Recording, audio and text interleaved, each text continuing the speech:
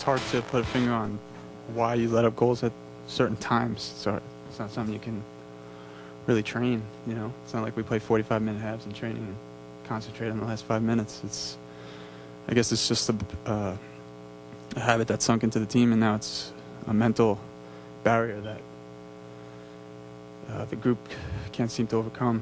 And it's definitely not one player. It's the team, and you know, it's something that you could talk about as much as you want. Sometimes when you talk about it too much, it kind of bring it on yourselves, and then when you don't talk about it, you think it's a lack of concentration. So it's something that's plagued us, and you know, in this game, it really punishes you giving up goals in untimely fashion. Yeah, I tried to, you know, play by him just before he was able to stick his foot out. Unfortunately, he stuck his foot out. In hindsight, you know, 2 minutes or a minute to go in the half, it should have just cleared it. But, you know, didn't make the best judgment call on that one. He made a better play than I did, and fortunately let in a goal because of it. We've been saying the same thing. It's tough to explain, you know, what happens with the breakdowns, a lack of concentration.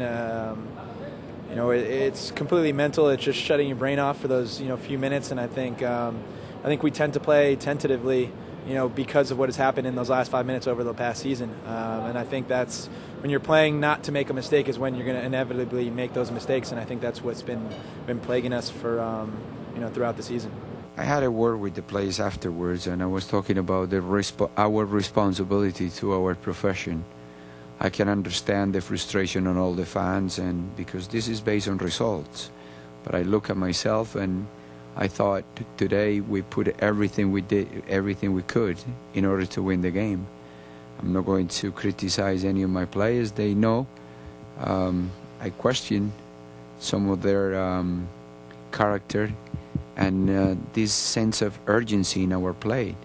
Because if we would have played the way the first half, the last 7 minutes of the first half, the way we played the second half, we shouldn't be in this predicament.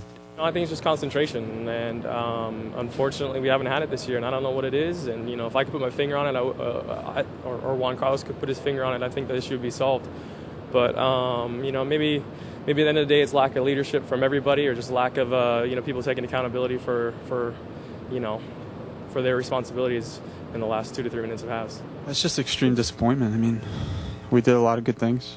You know, we went down there and got a result that we felt good about, and came back here and really felt that if we got the first goal, that would be it. And you know, I think we surged with a little bit of confidence after we scored, and we really did put some pressure on them, but we just couldn't sustain it. And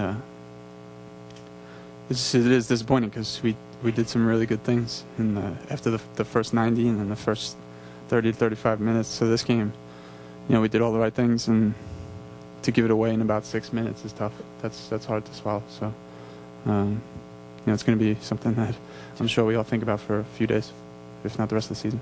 It's awful. It's frustrating. I mean, all those adjectives you want to use, that's what it is. It's you know, I haven't had a worse feeling as an athlete, as a professional athlete here in New York. You know, I think it just feels like we're in quicksand. It feels like the harder we try to get out, the deeper we're sinking in, which, you know, it makes you feel helpless, and it feels like your efforts are futile. So it's going to be a test of our resilience, you know, mental and physical, what happens from here on out, you know, in the games we have left. But it's definitely gutting.